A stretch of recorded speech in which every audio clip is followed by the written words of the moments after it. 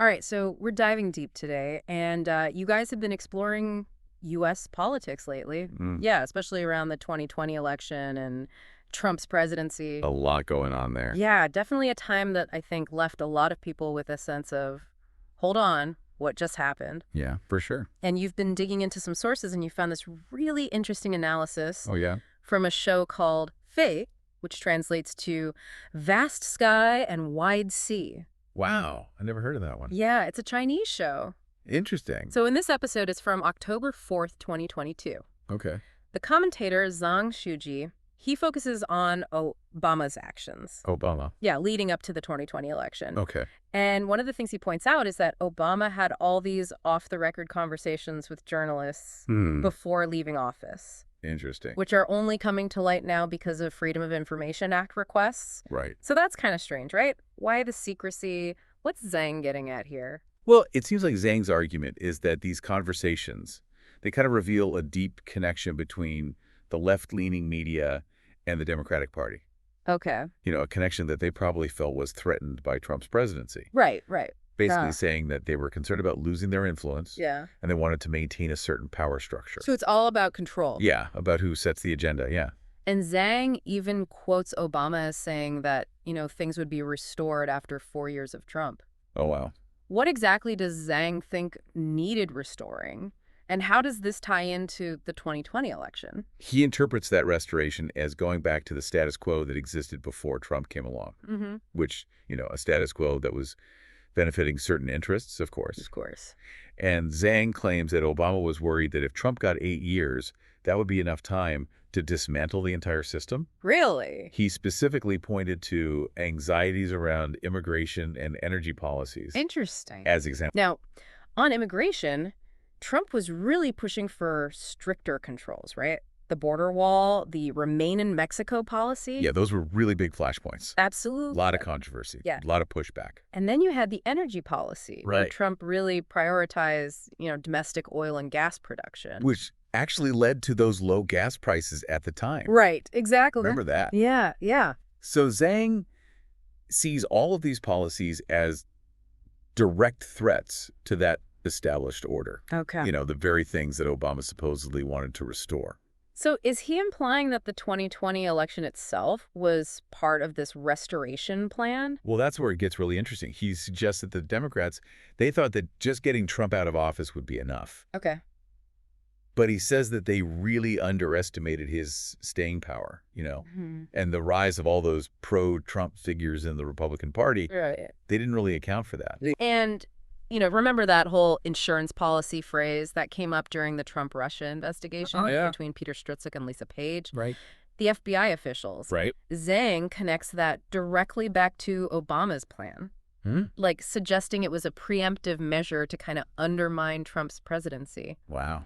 And just to clarify for our listeners, Yeah, good idea. that insurance policy, they never really fully explained it. Right. But a lot of people saw it as maybe hinting at a backup plan to damage Trump Just in case he won. if he won the election. Yeah, So it kind of adds fuel to Zhang's theory. it really does. Right. Yeah. He argues that all the hurdles Trump faced, from the Russia investigation to impeachment, were like coordinated efforts Right. to block his agenda and ultimately prevent him from getting a second term. Oh, wow. He even points to the FBI raid on Mar-a-Lago as a desperate attempt to stop Trump from running again in 2024. Oh, wow. But surely there could be other interpretations of these events, right?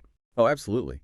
We always have to consider different perspectives. Wow. While some people might see those FBI actions as politically driven, Mm-hmm. others might say they were totally legitimate law enforcement measures based on real evidence. Exactly. They have to be careful about the context and not just jump to conclusions. Absolutely. We're laying out Zhang's analysis here, not necessarily saying we agree with it. Yeah, It's a fascinating lens to look through, for sure. but it's really important for you, the listener, to Yeah. weigh the evidence and decide for yourself. Think critically.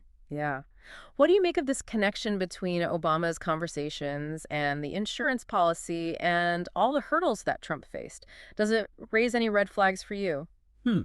It's definitely something to think about. Okay. And remember, this is just one part of the puzzle. Right. We're going to keep exploring Zhang's analysis. going deeper into his interpretation of the 2020 election and everything that came after. Okay, so stay tuned because things are about to get even more interesting. Buck, As we unpack the rest of Zhang's perspective. I can't wait. All right. It's kind of like he connects all these different events, Yeah. Obama's alleged plan, the FBI, and how the Democrats tried to discredit Trump and his supporters. It's all one big story to Zhang. Yeah, it almost sounds like a political thriller or something. Right. But he's not just making stuff up. No, not at all. He's actually using real events and documented conversations to build his case. Exactly. Like when he talks about the FBI investigation into Russian collusion with the Trump campaign, Right. he compares that to what he sees as a reluctance to really investigate potential irregularities in the 2020 election. So he's suggesting there's a double standard. Yeah, like the FBI might have been used as a political tool Interesting. to target Trump, but then give his opponents a pass. Do you think that argument holds any water? Well, it's a really controversial point for sure. Yeah. And one that's been argued about a lot. For sure. Zhang's analysis doesn't exactly offer hard proof, but it does kind of give you a new framework to understand these events. Yeah.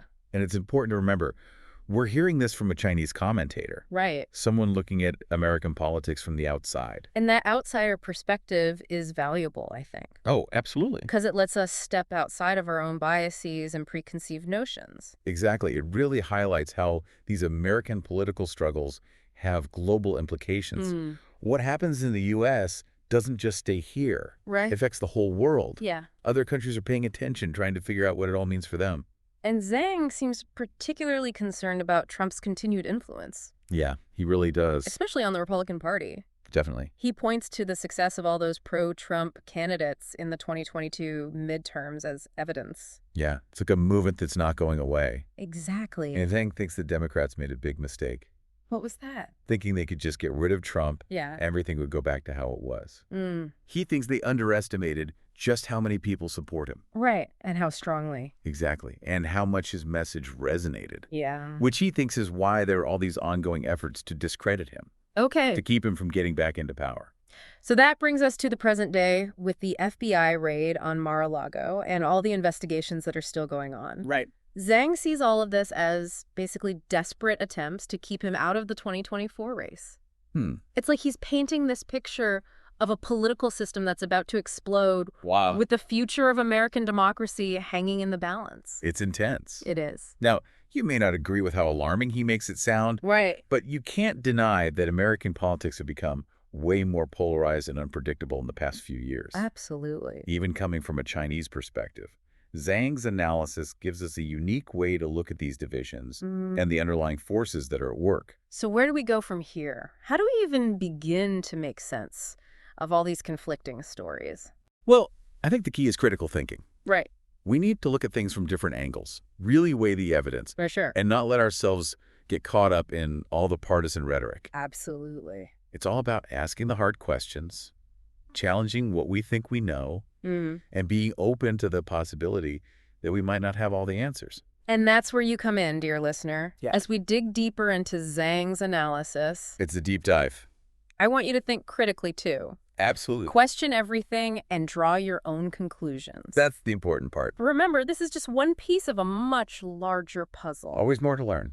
There's always more to learn, more perspectives to consider, and more insights to uncover. It's a journey. So let's head into the final stretch of our deep dive, Sounds good. where we'll tie everything together and leave you with some food for thought. Right.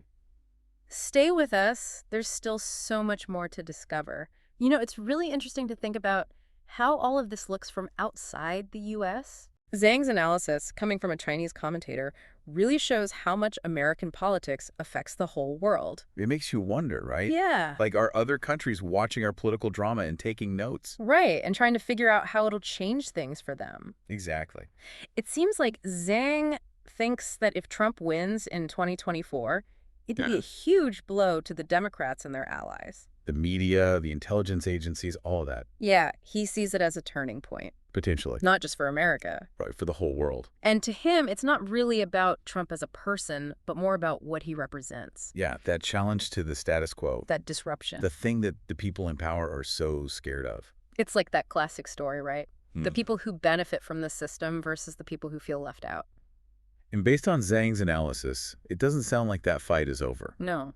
Maybe it's just getting started. It really makes you think about how political systems are always changing. Yeah, with different groups always fighting for power. And those fights can have huge consequences. Absolutely. They shape our lives. They shape our policies, our life, even history itself. That's a lot of weight. It is. I So wish let's take a minute to go back over what we've talked about today. Okay. We started with Zhang Jiji's commentary. Which, you might not have ever heard of without this deep dive. Right. It's a unique perspective. And his main argument is that there's been a deliberate effort to protect a certain power structure in U.S. politics.